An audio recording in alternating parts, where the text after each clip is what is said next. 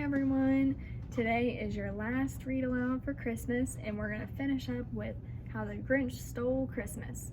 So, just like always, I'm going to read the story to you, and then at the end I will give you your AR quiz number so we can get some more points before we go on break. So you probably have either watched the movie or read this story before, but it's one of my favorites, so I thought we would read it today. How the Grinch Stole Christmas by Dr. Seuss. Every Who down in Whoville liked Christmas a lot. But the Grinch, who lived just north of Whoville, did not.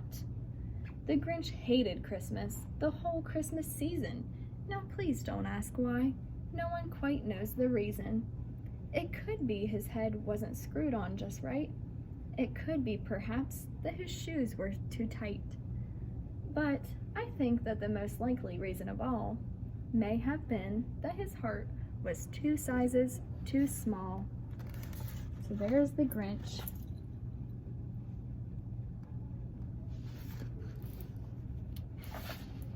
But whatever the reason, his heart or his shoes, he stood there on Christmas Eve, hating the Whos, staring down from his cave with a sour, Grinchy frown at the warm, lighted windows below in their town.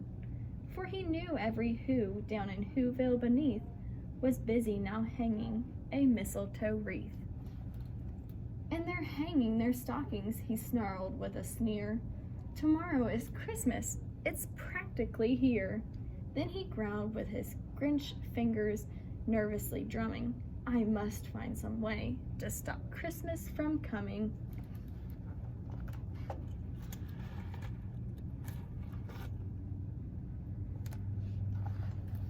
For tomorrow he knew all the Who girls and boys would wake bright and early, they'd rush for their toys. And then, oh the noise, oh the noise, noise, noise, noise. That's one thing he hated, the noise, noise, noise, noise. Here they are with all of their presents. This is what he thinks they're gonna do when they wake up in the morning. They have a big drum making lots of noise. Then the Whos, young and old, would sit down to a feast. They'd feast and they'd feast, and they'd feast, feast, feast, feast. They would feast on Who pudding and rare Who roast beast, which was something the Grinch couldn't stand in the least.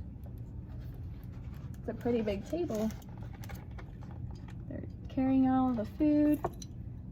Then the table, all the people, all the Whos.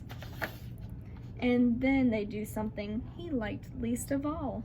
Every Who down in Whoville, the tall and the small, would stand close together with Christmas bells ringing. They'd stand hand in hand, and the Whos would start singing. They'd sing and they'd sing, and they'd sing, sing, sing, sing. And the more the Grinch thought of this Who Christmas sing, the more the Grinch thought, I must stop this whole thing. Why, for 53 years I've put up with it now. I must stop this Christmas from coming. But how? How might he stop this Christmas from coming? How might he stop it from coming? Then he got an idea, an awful idea. The Grinch got a wonderful, awful idea.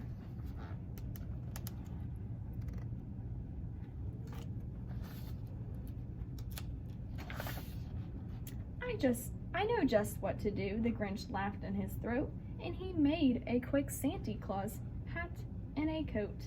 And he chuckled, what a great Grinchy trick. With this coat and this hat, I look just like Saint Nick. All I need is a reindeer. The Grinch looked around, but since reindeer are scarce, there was none to be found. Did that stop the old Grinch? No, the Grinch simply said, if I can't find a reindeer, I'll make one instead. So he called his dog Max, then he took some red thread, and he tied a big horn on the top of his head. So here he is in his Santa Claus outfit, with his hat and his coat, standing in front of a mirror. And there he is making Max into one of his reindeer.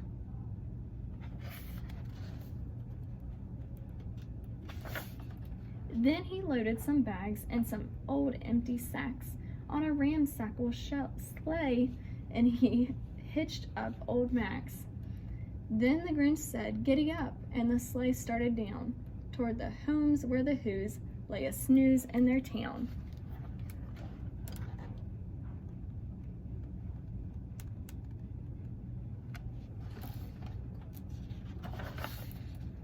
All their windows were dark, quiet snow filled the air. All the Whos were all dreaming sweet dreams without care. When he came to the first little house on the square, "This is stop number 1, the old Grinchy Claus hissed, and he climbed to the roof, empty bags in his fist.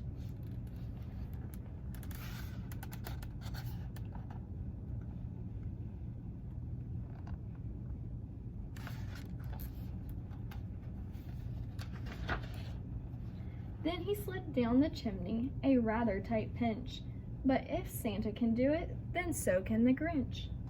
He got stuck only once, for a moment or two, then he stuck his head out of the fireplace flue, where the little Who stockings all hung in a row. These stockings, he grinned, are the first things to go. There he is, grabbing the stockings. And then you'll see in the second page that the Whos are asleep. They have no clue what's going on. They're fast asleep. Then he slithered and slunk with a smile most unpleasant. Around the whole room he took every present. Pop guns and bicycles, roller skates, drums, checkerboards, tricycles, popcorn, and plums. And he stuffed them in bags. Then the Grinch very nimbly stuffed all the bags one by one up the chimney.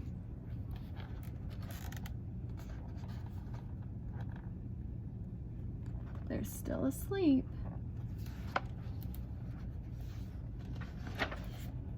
Then he slunk to the icebox. He took the Who's feast. He took the Who pudding. He took the roast beast. He cleaned out that icebox as quick as a flash. Why, that Grinch even took their last can of Who hash.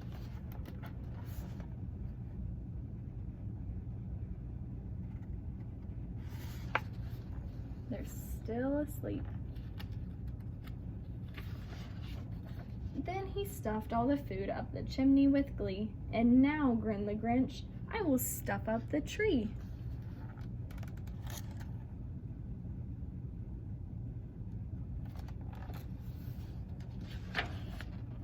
And the Grinch grabbed the tree and he started to shove when he heard a small sound like a coo of a dove.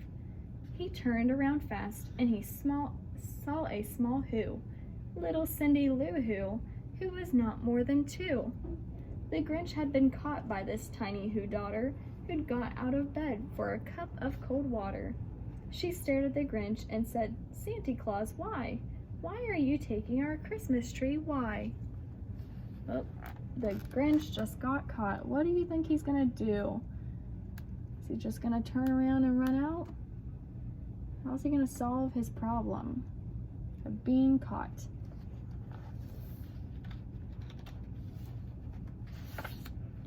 But you know that old Grinch was so smart and so slick, he thought up a lie and he thought it up quick.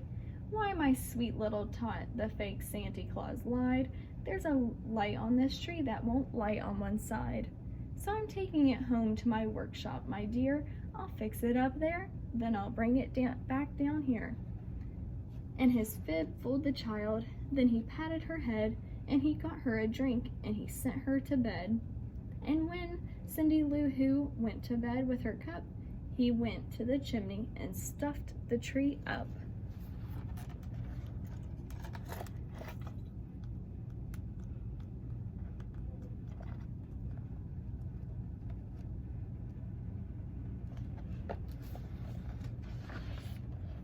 Then the last thing he took was the log for their fire. Then he went to the chimney himself, the old liar. On their walls he left nothing but hooks and some wire. And the one speck of food that he left in the house was a crumb that was even too small for a mouse.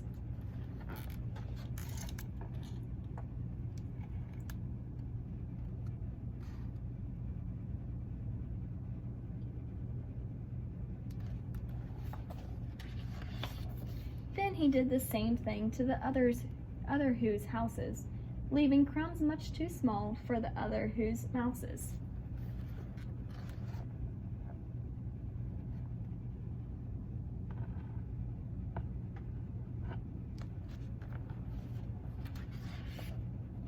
It was 1/4 dawn, all the Who's still abed, all the Who's still a snooze, when he packed up his sled. Packed it up with their presents, the ribbons, the wrappings, the tags and the tinsel, the trimmings, the trappings.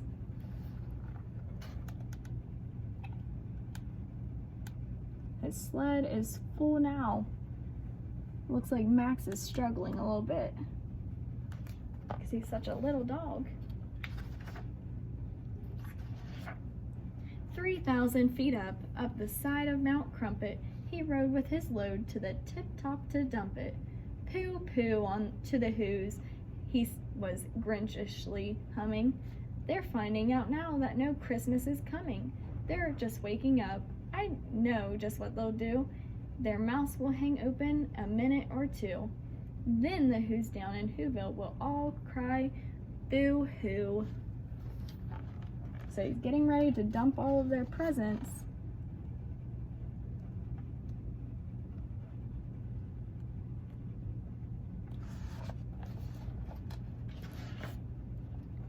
That's a noise, grinned the Grinch, that I simply must hear. So he paused, and the Grinch put his hand to his ear. And he did hear a sound rising over the snow. It started in low, then it started to grow. What do you think that he's hearing? What's he hearing? Is he hearing crying? Is he hearing crying from the town? But the sound wasn't sad. Why, this sound sounded merry. It couldn't be so. But it was merry very. He stared down at Whoville. The Grinch popped his eyes. Then he shook. What he saw was a shocking surprise. What do you think he's seeing right now? What is he seeing? Max even looks surprised.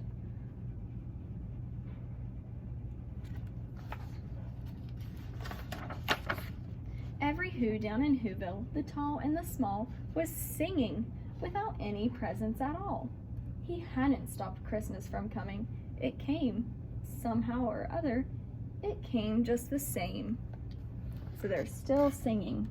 He did not stop them from singing, and that was the part that he hated the most about Christmas.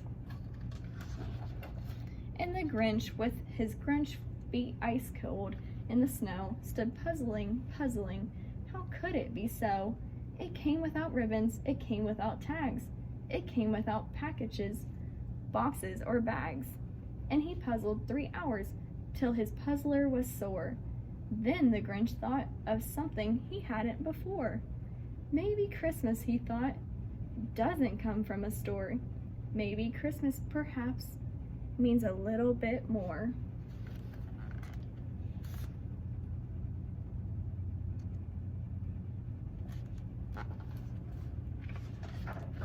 And what happened then? Well, in Whoville they say that the Grinch's small heart grew 3 sizes that day. And the minute his heart didn't feel quite so tight, he whizzed with his load through the bright morning light and brought back the toys and the food for the feast. And he